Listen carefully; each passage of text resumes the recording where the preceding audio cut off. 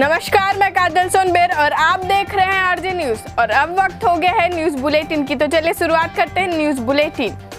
छत्तीसगढ़ में मानसून की दस्तक, मौसम विभाग का अनुमान शनिवार तक मानसून रायपुर पहुंचेगा और रविवार तक पूरे प्रदेश में फैल सकता है मानसून। दक्षिण पश्चिम मानसून ने गुरुवार को छत्तीसगढ़ में दस्तक दे दी है, वो भी निर्धारित समय से 4 से पहले।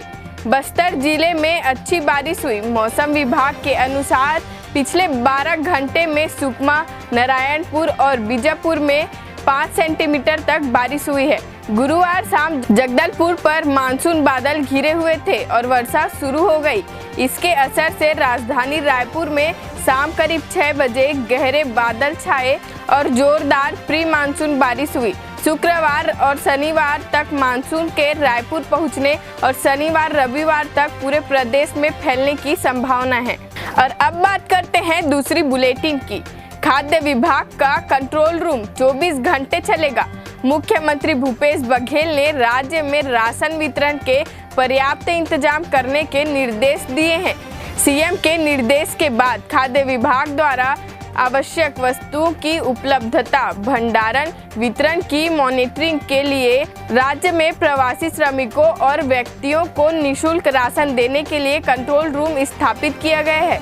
यह कंट्रोल रूम जिला पंचायत रायपुर में सुबह 8 बजे से रात 8 बजे तक संचालित किया जाएगा। वहीं राशन कार्ड विहीन व्यक्तियों एवं प्रवासी श्रमिकों को निःशुल्क राशन देने के लिए मोबाइल ऐप पर पंजीयन की सुविधा दी गई है। अब बात करते हैं तीसरे बुलेटिन की। स्कूल खुलने से पहले सभी छात्रावास और आश्रमों को भी करें सैनिटाइज।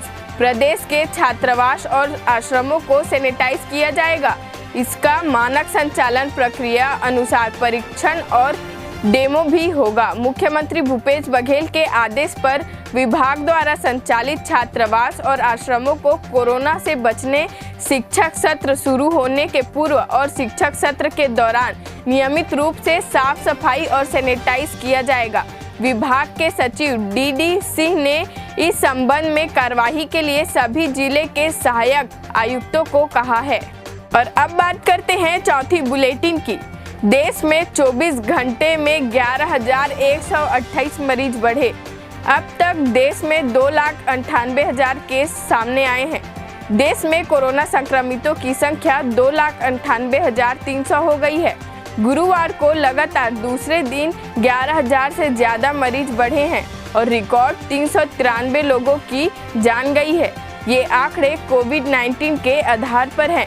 महाराष्ट्र में राष्ट्रवादी कांग्रेस पार्टी के नेता और उद्धव ठाकरे सरकार में कैबिनेट मंत्री धनंजय मुंडे कोरोना पॉजिटिव पाए गए हैं। इस तरह मुंडे ठाकरे सरकार में संक्रमित होने वाले तीसरे मंत्री हो गए हैं। फिलहाल उनका इलाज चल रहा है। और वही बात करते हैं भारत में कोरोना की संख्या। भारत दुनिया का चौथा सबसे संक्रमित देश बन चुका है। कोरोना की सबसे तेज रफ्तार अब भारत में हो रही है। ये बुरी खबर है, बेहद बुरी। भारत कोरोना से दुनिया का चौथा सबसे संक्रमित देश बन गया है। अब तक इस लिस्ट में भारत 6वें नंबर पर था। पिछले कुछ दिनों में अपने यहाँ कोरोना संक्रमितों की संख्या में तेजी आई है। यही कारण है कि एक दिन के अंदर 2 देश स्पेन और यूके पीछे छूट गए हैं। भारत कोरोना संक्रमण के मामले में उनसे आगे निकल गया है। अब बात करते हैं अगले बुलेटिन की। प्रदेश के आधे से ज्यादा ब्लॉक रेड जोन में, 7 जिलों को छोड़ सभी के सभी कंटेनमेंट एरिया।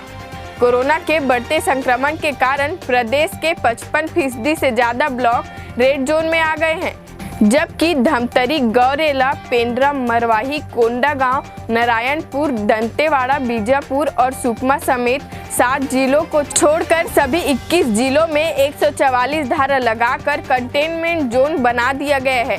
केंद्रीय स्वास्थ्य मंत्रालय के निर्देश के मुताबिक प्रदेश के सभी विकास खंडों और शहरी क्षेत्रों में कोरोना के सक्रिय मामले की संख्या इनके दोगुना होने की दर तथा प्रति 1 लाख जनसंख्या पर सैंपल जांच की ताजा स्थिति के आधार पर उनका वर्गीकरण किया गया है। स्वास्थ्य विभाग द्वारा 8 जून की स्थिति में नया वर्गीकरण किया गया है।